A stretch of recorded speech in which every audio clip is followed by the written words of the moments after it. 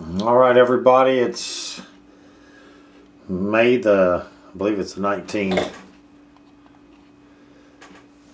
This is the follow-up from on the 18th. This is the flint that I found. Just chips and the flakes stuff. And then the pottery.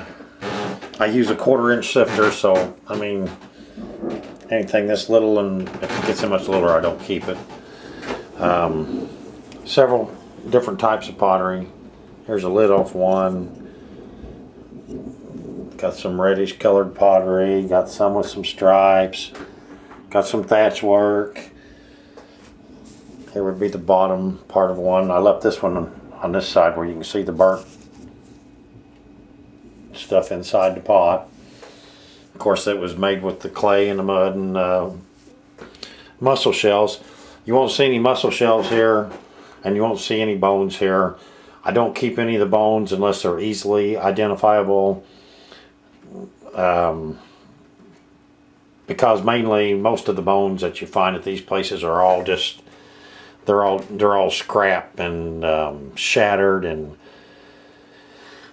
you really, like I said, you just don't want to bring bones home unless you know what they are.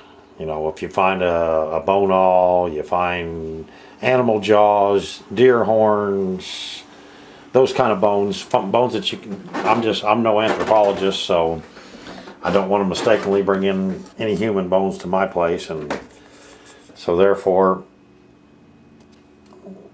I don't bring them home unless I know what they are, even though I don't think there would be any inside the actual living space itself. Maybe somewhere outside or whatever, but I wouldn't expect to find anywhere they were living at.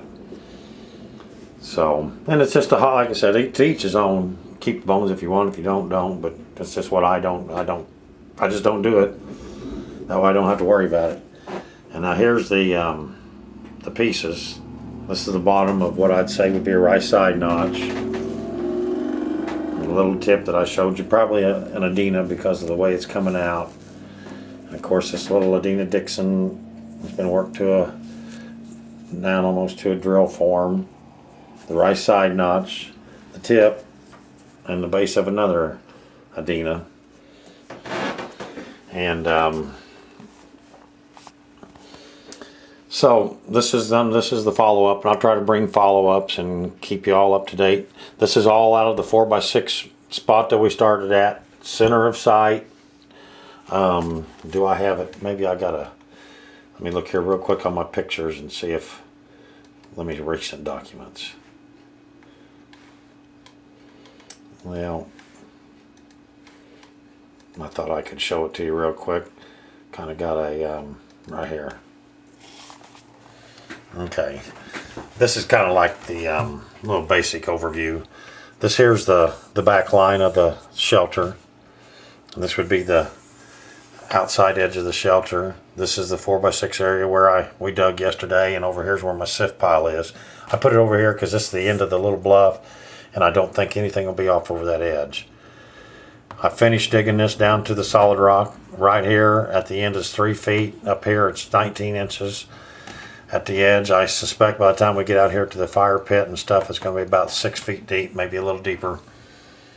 But this here, right here, this first corner, right here is the very center. This is where the 2 points came from, that corner there at 30 inches deep. I want to thank my father and his friend, for without them, none of us would be able to see this video either, because I wouldn't be able to be digging without them. Although they'll probably never watch my video, I still want to thank them.